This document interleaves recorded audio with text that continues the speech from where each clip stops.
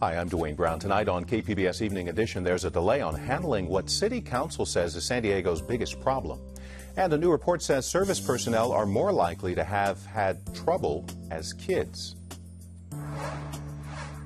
And San Diego police are still looking for this man, a suspect in the latest assault in North Park. What's unusual about the string of attacks and how public safety concerns are being addressed at tonight's community forum. I'm Peggy Pico with that conversation, and why 40% of this year's Comic-Con visitors are women, and how the male-dominated comic industry is changing from fanboys to geek girls. KPBS Evening Edition starts now.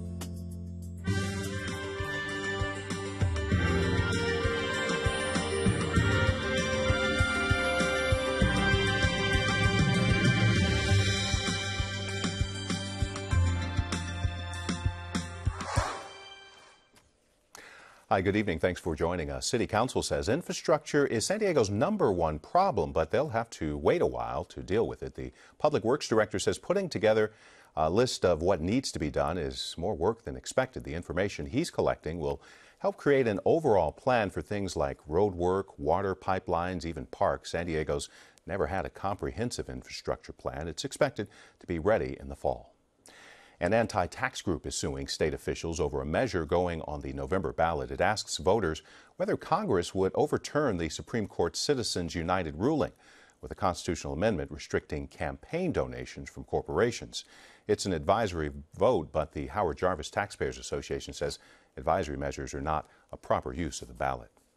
The ACLU is considering legal action tonight against the city of Escondido after the city's planning commission refused to allow a shelter for immigrant youth caught sneaking across the border.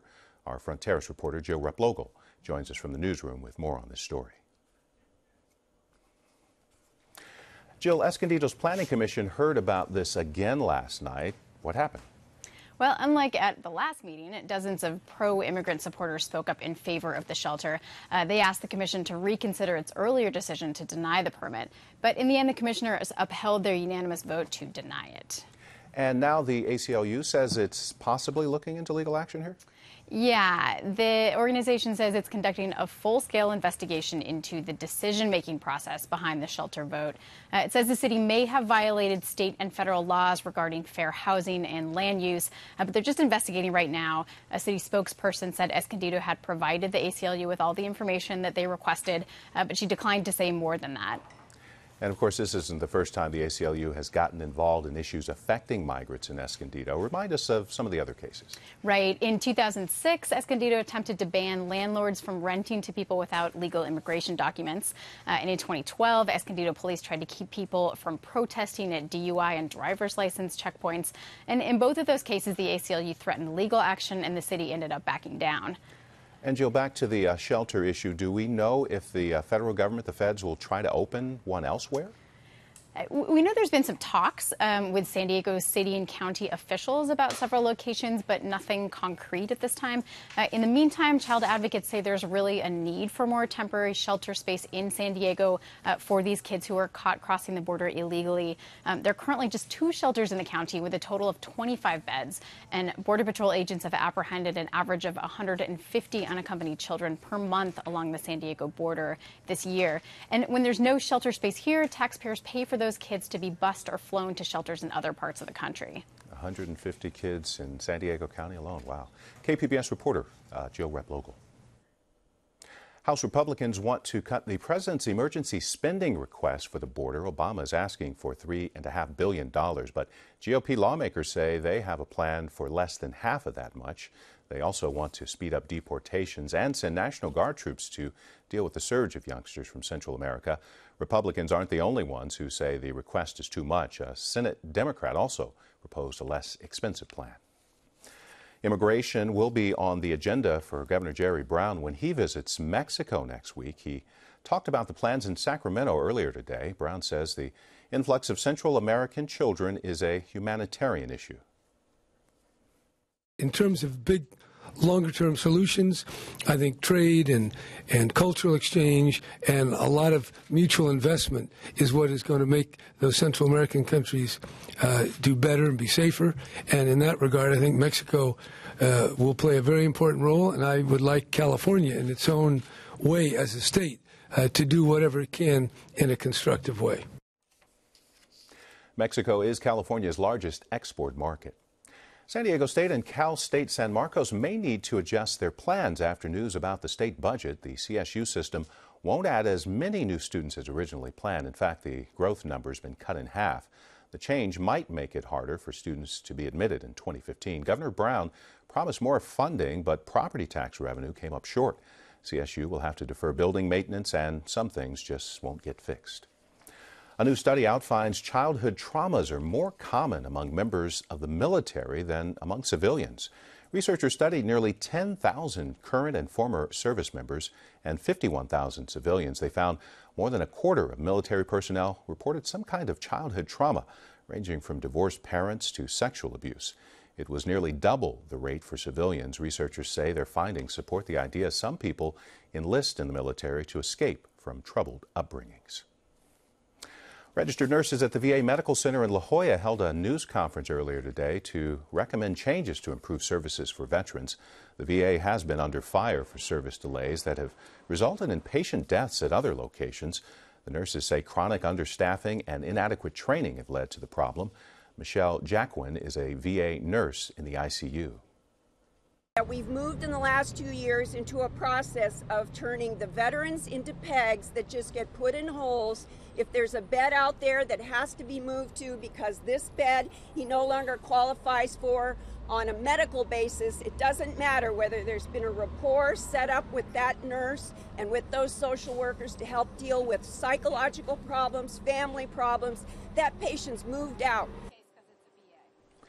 The nurses are calling for a permanent increase in staff support and more operating room space to reduce wait times. They're also seeking an election to unionize about 500 RNs at VA San Diego Hospital. Padres outfielder Cameron Maybin is the first major league player suspended this season for using performance-enhancing drugs. He's out for 25 games without pay after testing positive for amphetamines. Maybin says he was changing medications for attention deficit disorder and didn't follow all the rules. He says he won't fight the suspension. The Sheriff's Department is reporting its first successful rescue with naloxone, a medication to treat overdose victims.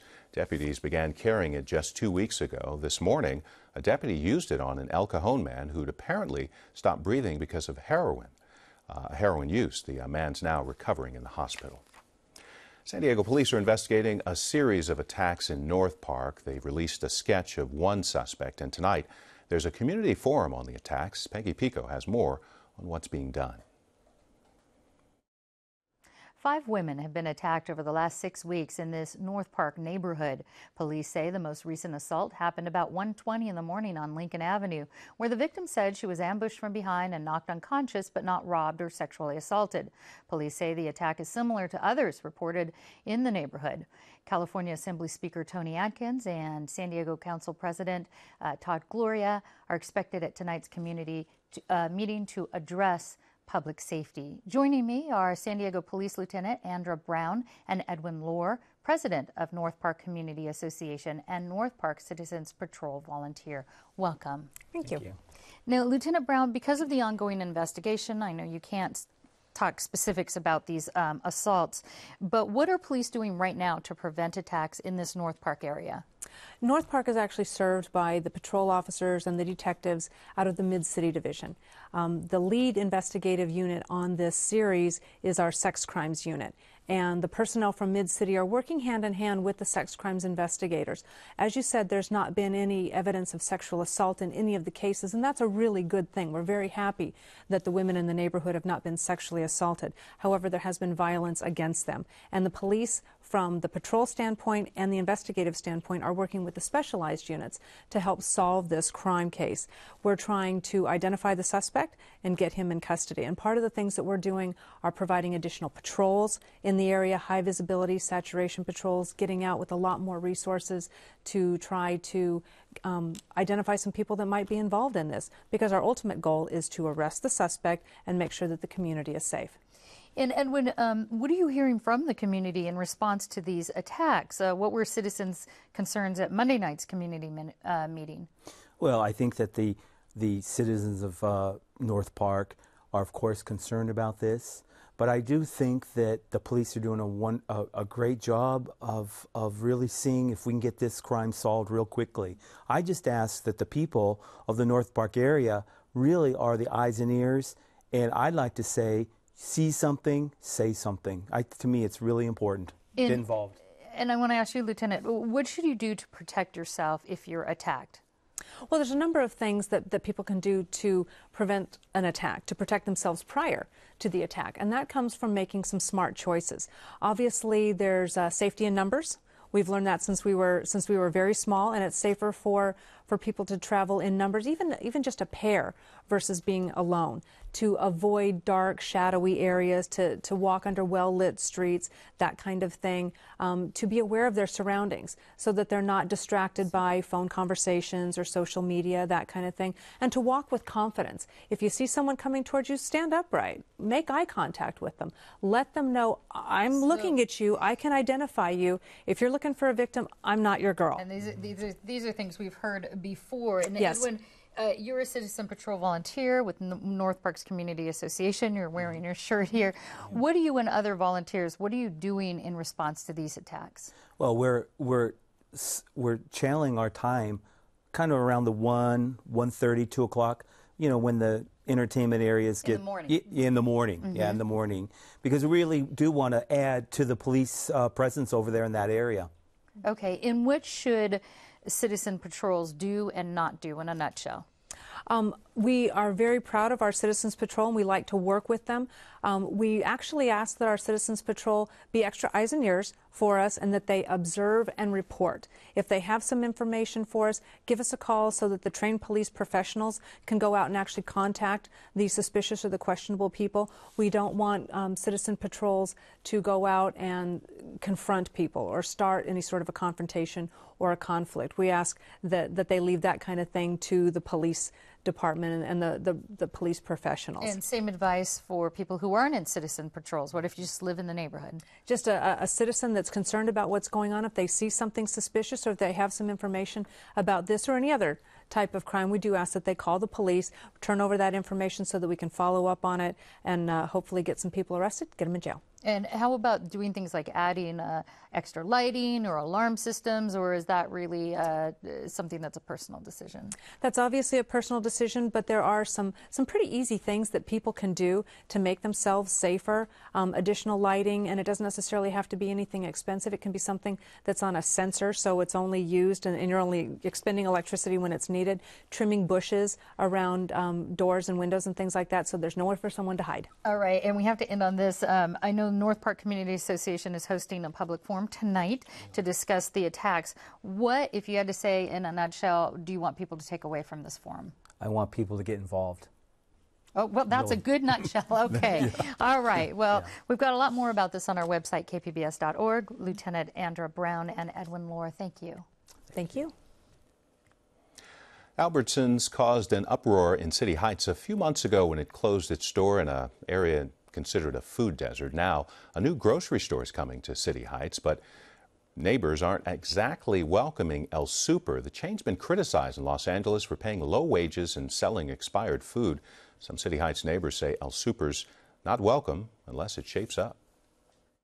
It doesn't make me feel better that a supermarket's going to be in, a new supermarket's going to be in City Heights when they're not treating its workers fairly, and when they could be endangering the health of everyone who either shops or works there. El Super is offering pay increases in its pending union contract, and a company representative says its stores do comply with food safety regulations. A plan to improve airport security passed the House today. It's prompted by last year's deadly shooting at Los Angeles International Airport. One man was killed, 3 people wounded. The investigation found problems with communication and coordination. The bill requires Homeland Security to verify response plans at airports. It now goes on to the Senate. The ban on U.S. flights to Tel Aviv continues tonight. It was extended to give the FAA time to assess the danger of rocket attacks. The fighting between Israel and Hamas also continues, but Secretary of State John Kerry says there's been progress toward a ceasefire.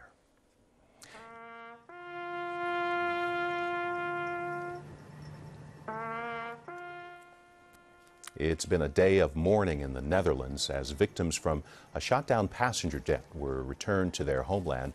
The long task of identifying the bodies is now underway, while investigators in England are studying the black boxes from Malaysian Air Flight 17. Pro-Russian rebels are accused of shooting the plane down over Ukraine last week, killing 298 people.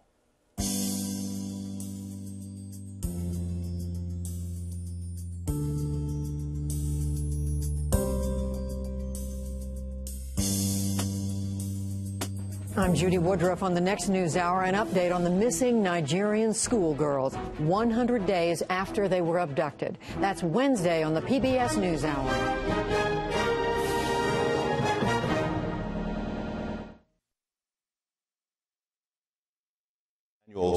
The 45th annual San Diego Comic-Con kicks off tonight with a preview. KPBS arts reporter Beth Accomando says the geek factor actually begins with the show's organizers. No one involved in Comic-Con ever suspected that their intimate geek gathering that began in a hotel basement would eventually take over the entire San Diego Convention Center, sprawl out into the Gaslamp District, attract upwards of 125,000 attendees, and pour more than $135 million annually into the San Diego economy. I don't think anybody ever thought that this show would be the size that it is. And, you know, I have to be honest with you, and it's going to sound a little cheesy, I still don't think we see it. The organizers, everybody who works on the show is focused on making sure that we produce the type of event we want to have, we would love to attend. An environment that's fun, that's safe, that people can be themselves and meet new friends, and more importantly, really share and partake in all that comic books and popular arts has to offer. David Glanzer is spokesperson for Comic-Con. He began attending the show in 1978 in costume. One of the first costumes I ever made was a Tusken Raider from Star Wars. And I have to tell you, my friend Allison and myself spent months buying material and trying to find pictures in every magazine. We would even go to Los Angeles because Los Angeles had Japanese stores that had different publicity shots from stuff than we would get. And we made these Tusken Raider costumes, and they were a huge hit. Incredibly hot to wear, but a huge hit. Star Wars, like comics, was a gateway to Comic-Con for many in the late 70s. At Comic-Con offices, you'll also find Trekkies and Whovians, and shelves filled with toys. That's because the staff are pop culture enthusiasts. Most began their association with the con as attendees or volunteers. I think we all enjoy this show tremendously, but we enjoy it in a very different way than we did before. When I first started coming to the show, I went through the exhibit hall, and we used to have 24-hour film rooms. I loved movies, so it's been a tremendous amount of time in there. I don't have the luxury of doing that so much anymore, but there's still a lot of stuff I get to see. There's still a lot of stuff I get to do. I get to watch news segments after the show to find out what I missed. This year, there's even more to see and experience as the show continues to develop into a kind of Comic-Con campus. Since Comic-Con has run out of convention center space, organizers have had to be creative.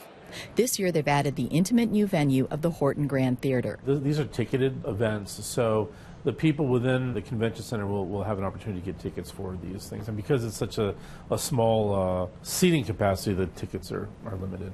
But free with your Comic-Con badge. Also new is the Toucan Tracker, a wristband for those waiting in line for Hall H. We're hoping an ability to help attendees in line better gauge the ability of them to get into a particular panel. So as an example, the first panel of every day in Hall H, the room has been divvied into basically 4 sections. Each section will get a wristband of a certain color. Again, it's an experiment. We'll see how it works. If it's effective, probably continue to do it. And demographics continue to change. We've seen an increase in female attendees at the show, and younger female attendees too. I think, Years ago, with the popularity of Japanese animation and manga, a lot of that seemed to be geared toward females. We saw a big influx. And so I think currently our breakdown is about 60 male, 40 female. I would not be surprised if that were different after the show, but again, we won't know until after the show. But how long can this geek chic maintain such a high level of influence and popularity? Glanzer says that at some point, it's likely to wane. I think so long as we produce the type of show that we want to attend, so long as we stay true to that, we'll have a good show, and I know that there will always be some people who will enjoy it, and I think that's the important thing. And also, if we can educate some people, too, as to the real rich history of some of these areas of popular art and their contributions to art and culture, it's a great thing. So prepare for an invasion of superheroes, cosplayers, and zombies as Comic-Con opens its doors and arms to geeks of all kinds tonight. Beth Accomando, KPBS News. Well, as we heard, Comic-Con and the comic book industry is largely male-oriented, but as Peggy Pico explains, it's quickly changing. From new female superheroes to comic book publishers and more women-focused panels at this year's Comic-Con, women are growing our growing audience for fantasy and comics and make up 40% of attendance at this year's convention. They're also becoming leaders in the traditionally male-dominated industry. Joining me with what this means to fans and the future of comics are my guests, Rebecca Hicks, web cartoonist and creator of the comic series Little Vampires, and Sarah Gatos, editor of San Diego-based comic books publishers IDW Publishing. Welcome. Hello. Hi. Rebecca, give us some examples of how you see things changing for women in the world of comics. Oh, there are more women creating comics, whether they're working for the larger publishers or, like me, publishing their work independently. And the characters in comic books, women characters today, are so much more complex. They're taking on more leadership roles and just so much more fun to read now than they were in the past, in my opinion. And Sarah, speaking of that, one example is the comic book hero turned heroine Thor. What do you think drove Marvel Comics to change that character to a woman? Well, changing characters is very common in the comic book world. There's a million Green Lanterns, there's many Robins. Thor has been a frog in the past, but the role of Thor has never been a woman, so it is very exciting still. And I think they're just looking for a new perspective, and they also want the women readership fan base. And Rebecca, DC also changed Batgirl's outfit, making it more modest, more practical, and specifically eliminating spandex and cleavage. She actually looks like she might be able to do some superhero stuff. How are comic fans, both male and female, responding to these types of changes? In my social media experience, my Twitter feed and my Facebook, it has been extremely positive. People are very excited to see a Batgirl who can really do what she needs to do as a hero. And what about in terms of female artists and publishers? As far as we touched on that a little bit, but are you seeing that people are wanting to attract that more into the medium, or do you have a female artist on your staff? I am my own artist. I am a cartoonist, which means I write and draw my work. So yes, I would like more female fans. I would like more fans. More fans of all kinds would be wonderful. And I believe the publishers feel the same way. Who hates money? The more fans mean more revenue. So let's reach out to a new audience. And Sarah, what do you think as an editor? Absolutely. We are a big industry, but we need to be sustainable. And it's not about excluding anyone. It's just about growing the pie so we can stay telling these great stories as long as possible. Exactly. And I've heard reports of Comic-Con past, some patrons complaining there might be too many girl geeks, as they say there. What kind of backlash, we'll start with you, Sarah, what kind of backlash are you seeing, or if any? The girl geek thing, the response on the internet actually made me feel a lot better. That was torn down and just kind of smashed into the ground so quickly. Everyone is welcome at Comic-Con, whatever you're into. Please come and try it out. We really want people to be interested and try new things that they haven't tried before. And are you getting the same response? I agree. There was a backlash, but anytime there's a crowded venue that a lot of people want to get into, whoever appears new at that venue is going to be put down. But it was a very small minority of unfortunately loud voices, and absolutely what happened was, no, everyone is welcome here. Geek is not gender specific. Well, this year's Comic-Con increased, as I mentioned, their female-centric panels to 12, which is really quite a bit more than before. I'll start with you, Rebecca. What panels are you most looking forward to seeing or participating on? I will be watching panels on YouTube afterwards because as an independent artist, I will be working at my booth at San Diego Comic-Con. But I would actually, if I could escape from the booth, I would love to see the panel on transgender creators in comics. I think it's wonderful that they're including that group. And oh, there are too many panels that I would like to see, but I'm working, but I'll hear all about them later. All right, and how about you? What would you like to go to? Well, I'm also stuck at my booth, but two panels that I'm on that I would like to mention is a gender and comics panel on Friday morning, because we could literally talk about this for an hour. And then on Sunday, which is traditionally Kids Day, I'm on 2 panels about kids comics, which is very important to me, just in terms of growing the fan base and keeping it sustainable forever. All right. Well, Sarah Gatos and Rebecca Hicks, thank you very much. Thank you so much. We've got a lot about Comic-Con online at kpbs.org. The convention, by the way, runs through Sunday, and as usual, it is sold out. Well, it might get a lot hotter in those costumes over the next couple of days. Here's a look at the forecast. We'll see the morning clouds along the coast giving way to sunshine by afternoon. Temperatures mostly in the upper 70s. Much warmer for the inland valleys, low 90s, upper 80s with a mix of sun and clouds. A heat advisory tomorrow for the mountain and desert areas. The mountains will have plenty of sunshine with temperatures in the 90s, and the desert will be sunny with temperatures well into the triple digits. Look at that, 113 tomorrow. You can find tonight's stories on our website, kpbs.org/evening edition. Thanks for joining us. Have a great night.